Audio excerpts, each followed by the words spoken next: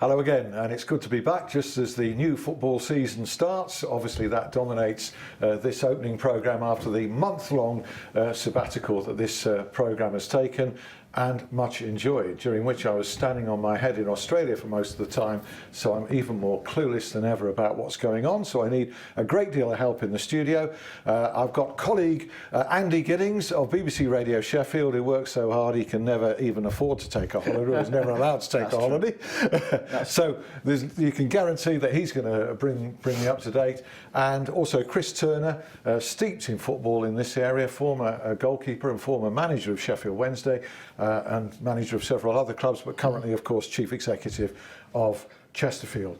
Now, I don't like to start on a downer, but this is something I've never known in my career, stretching a few decades in this area, that on Tuesday night, every one of the 6 local teams, South Yorkshire, North Derbyshire, lost.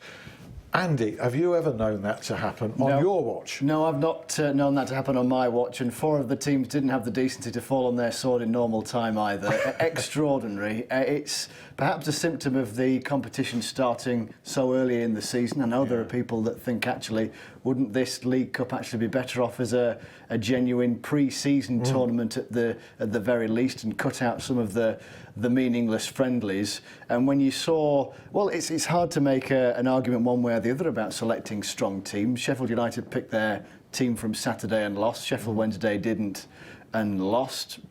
It was just extraordinary. Morecambe, where I was, were brilliant. Yes. Absolutely brilliant. Thoroughly deserved to win. Alan Stubbs has got big issues there. In fact, to be honest, I can't even remember a league Saturday when everybody won. So, not good news. Have you known it, Chris? I mean, across your time. I mean, we used to call it the Hallam Big Six when I was at Radio Hallam. You know, the 6 teams in the area. Well, I think it was remarkable the other night with all teams losing. Very disappointing. We were disappointed to lose on the night to Rochdale. But then obviously when you're seeing all the other teams in the area going under, amazing. As Andy's pointed out, and not an excuse on our behalf, but you know, Championship clubs aren't going to play their best squad of players in the second game of the season when the league, for the likes of Sheffield Wednesday, the league is their priority this season. Sheffield United's got a new manager with Chris Wilder, and he want to try and get a winning sequence going. He played his strongest team and unfortunately lost. It's just the second game of the season for me, and that's why so many lower league clubs have done well, in my opinion. Last night, number of Championship clubs made 8, 9, 10 changes. In fact, MK Dons made 11 changes when they played Newport away, were 2-0 down, got a dodgy penalty to get them back in the game, and they eventually won 3-2. So it doesn't look as many teams are really taking the second game or the first round of the League Cup very serious. It's a pity because, I mean, Andy's point there, I think, is well made. As a pre-season start tournament, it would add meaning to what would be otherwise a pre-season friendly. Well, it would do, but if it was then going to be taken genuinely serious, then the pre-season would start even earlier for players than to get them wound up and ready for the action. At 5 or 6 games into the season, anything can happen with results, and then for me it's 10, 12, 15 games that then sets a tone for the season. So any kind of result can happen, and if teams aren't playing the strongest teams in the Championship sides, then they will get beaten by a lower league. Yeah, it happens every year, and I think 9 Championship went out. Before we get on to the 2 Sheffields and Chesterfield, I haven't seen a game like Rotherham 4, Morecambe 5 for many years. I was there too at the New York Stadium, and I know it's early days and we shouldn't cast judgment too early, but you know, there were echoes for me of Sheffield United under David Weir about the way that Rotherham went about it. And I saw the Wolves game as well on Saturday with a lot of passing across the back, and some of it wasn't going anywhere. It was better, obviously, against Wolves, who were very poor. The other night, they were very poor everywhere, I thought. Well, it's teething problems for Rotherham United, isn't it? They want this new style of play, or a change in style of play. How Neil Warnock dug them out of the mire will live long in the memory, but ultimately going forward, the hierarchy feel that brand of football is more entertaining and with it potentially more successful. At the moment, the biggest issue isn't what they've got, it's what they haven't got. Yeah, they need the players to play that. They need players, and at the moment they haven't got that. I'm sure Alan Stubbs, were he to be sitting here, would say, look, I could do with 5 or 6 more. At the very least, they need 2 strikers. Yeah. They don't have that. Some of the football that they played at times the other night looked okay, but then you perhaps throw in the caveat that it's Morecambe. But as the game wore on, fair play to Morecambe, they look great. Jack Dunn, that performance. I know he's a Liverpool Academy player, so might be destined for big things one day. He looked outstanding. Got 3, could have had 7. The defending for Rotherham United the other day should have alarm bells ringing right now. Yeah, absolutely. You know, I felt, you know, with Sheffield Wednesday that much as I'm a great admirer and fan of Carlos Carvalho, I think he's doing a really good job there. I just worried that he set the tone with his post-match comments after Villa, bringing in a negative element about, OK, I agree with his argument that having played Sunday, they should have been allowed to play Wednesday. But it kind of, to me, smacked of in advance of a defeat, and he made a lot of changes there. And I know that fans, by and large, have said, OK, fair enough, we'll trade that, but I just don't like. Somehow, I like to win every game. But anyway. Oh, absolutely. But last season he made many changes for the early rounds of the League Cup, and it got them victories against Newcastle and Arsenal. I mean, clearly the league for all of our teams anyway, but some will hold it like Sheffield Wednesday in even greater regard this season, because you know what, they've got a chance of going up. Yeah. Not as many changes last year as this one. He made a radical one this time, didn't he? And with respect. Wednesday's second team probably should be beating Cambridge. Yeah, that's a fair point. What do you think? Well, I think, obviously, as you said, Alan, with a game on Sunday against Villa, and then 2 days later, a tough game, always going to be a tough game away at Cambridge, and then with a massive game, there's a third game of the season, and another long Norwich, trip. and a long trip on Friday for the game on Saturday tea time.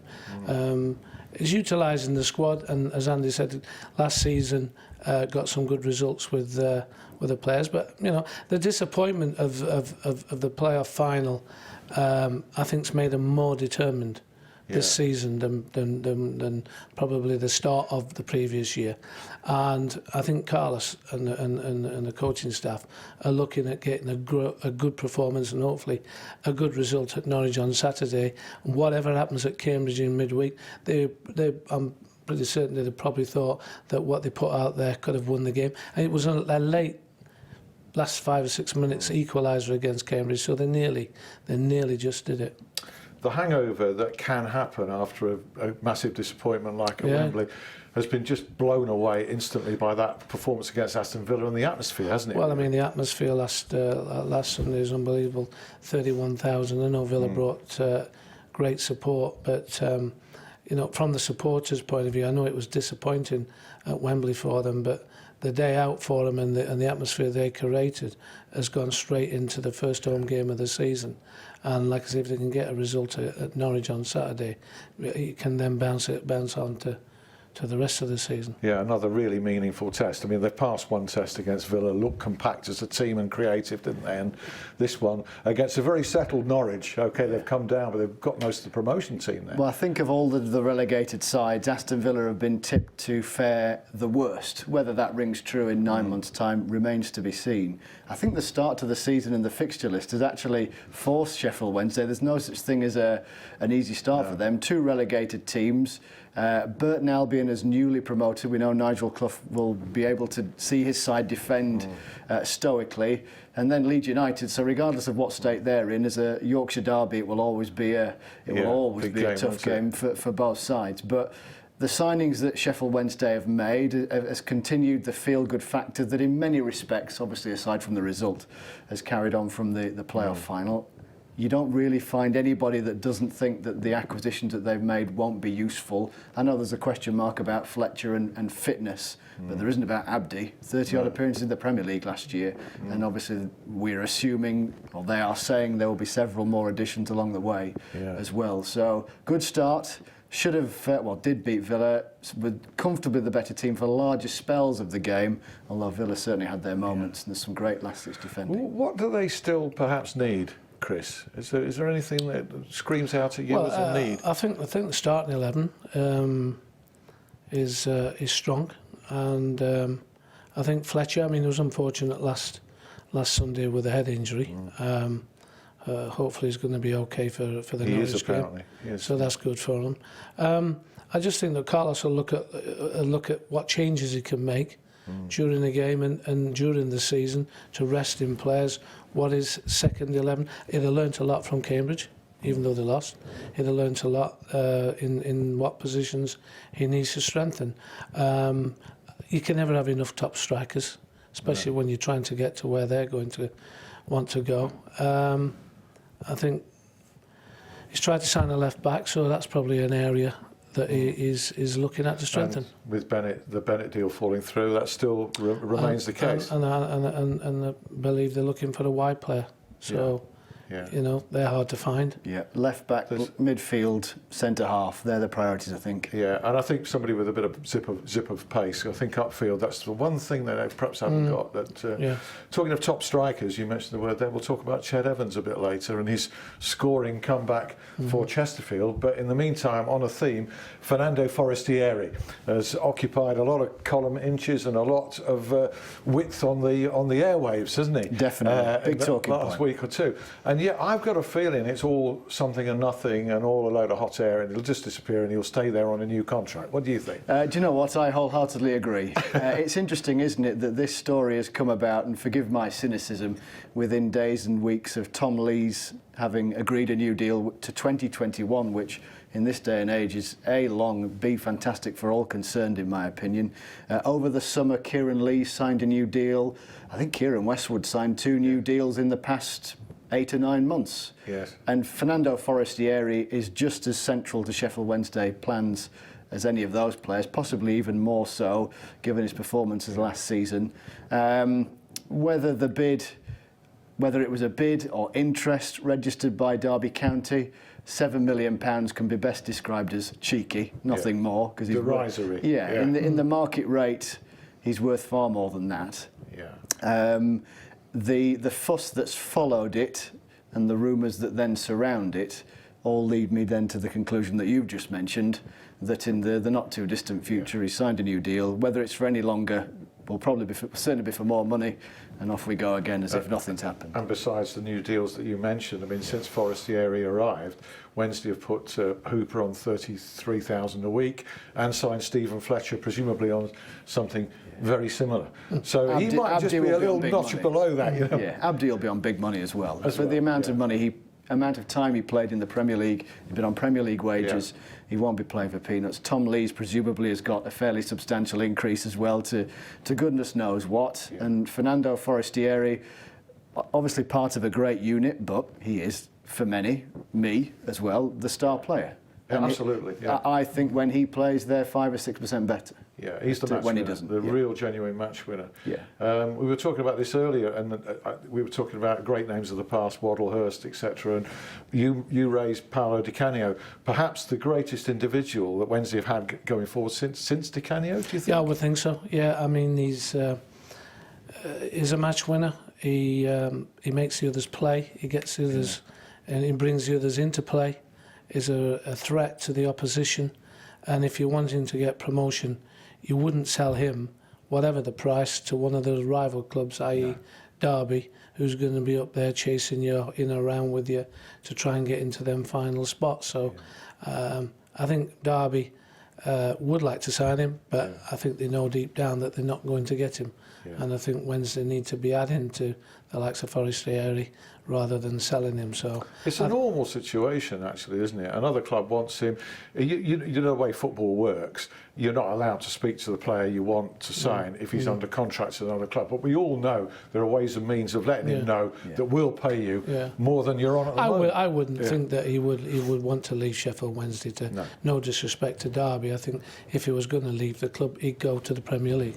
Yeah. If he was going to leave the club. And in addition to that too, I mean, Wednesday have had a pretty hard line on transfers, haven't they? You know, there's been speculation not just about Forestieri, about Lees over the summer, and they've always said, look, we don't have to sell, we're not going to sell, that's it. And lo and behold, the speculation has died its natural death, or the interest has gone away. If there had have been a grain of truth in it, And so the team builds and builds and builds. And if Mr. Chansiri is firm in his ambition of getting Wednesday into the top flight in 2 years, this isn't the year to sell Fernando Forestieri. It's a non-starter for me. And it carries on, and people get anxious, and supporters get anxious about it. Rumours surface about he's fallen out with somebody at the club. I can't quite see. Social media rubbish. Yeah, it's almost as if you can write the checklist. You know full well he must have fallen out with the coach, or he's not happy about this and then that. Again, anybody can fall out with Carlos, can't they? Actually, he's such a nice guy, Carlos, but I do know that underneath it, he's got a very fiery temper. I haven't experienced it myself, but he's told me about it. I mean, he went berserk at the Middlesbrough game early last season. He's a successful guy. He must have a streak in him somewhere, otherwise you don't last in football for as long as you do without being able to rattle a cage. No. And just to put Forestieri finally to bed, of course, surfaced today a speculation story from our friend Dom Howson, who's a regular guest here in the Sheffield Star, suggesting that Sheffield Wednesday are pursuing Tom Ince and Jeff Hendrick. Guess what? Both of Derby County. Retaliation is the word that springs to mind. Tit for tat is what I was thinking. I'm not entirely sure that there are any great attempts by Sheffield Wednesday to sign those players, in part down to the fact that their transfer policy to date, or the amount of money they've spent on players to date, suggests, and they've said they're not in the market for the £6, £7, £8 million players, and you would imagine and yet they pursued Alan Judge at that figure. Or was it? We're interested in around that figure. Yeah. Possibly those figures were inflated towards the end, and then to get two of them, you'd almost sort of say, and this has no foundation whatsoever, even a swap deal wouldn't cover that, would it? You'd probably have to be interested in players of that quality if they were available, but it's just simply putting down a marker saying, you're not getting our player, and by the way, what about your... Yeah, and similarly also, Derby County are a wealthy club with a very affluent chairman. They're not going to want to see the likes of Hendrick and Ince come to one of their rivals. You're on the inside of transfer deals, Chris, all the time, and you know far more about them than we do. So what's your reading of the whole situation? I think the two players would be two good players to be able to add to the squad, there's no doubt. But no, I think it's just, as you say, tit for tat. And I think that agents might be involved in this at some... Never. At some... you do surprise. I'm astonished. At some point of this. There's the headline from the show. trying to get some action going, but no, I think it's just paper talk and social media which expands it even more. Yeah, keeps us going though, doesn't it? Yeah. It does keep us going, and usually it's about trying to get to the bottom of the rumours rather than actually there's the story. A lot of time wasted talking about it. Yeah, okay, well, we wasted enough time talking about it here. This is true. It's not going to happen. Sheffield, we're going to talk more about Chesterfield, and we're going to talk about Ched Evans and Sheffield United in part two. But before we do, just to top and tail the Owls, you will be in part two as well. Where do you see them finishing this season, Chris? I think a lot has got to be, you've got to look at Newcastle being a very, very strong side in the top. For the top, I think that a club like Sheffield Wednesday have got to be looking at playoffs again, minimum. I think they'll get into the playoffs. And good enough for that. And good enough for that. I'm confident they can do that. Yeah. What about you, Andy? Yeah, I agree with that. The top two, it will be fantastic, not beyond the bounds of possibility, although we'll have a clearer idea on September the 1st when the bell of the transfer window has closed. Yeah. But I see improvement in Sheffield Wednesday this year. First and second, I think like Chris, we'd probably both plump for Norwich and Newcastle one way or the other.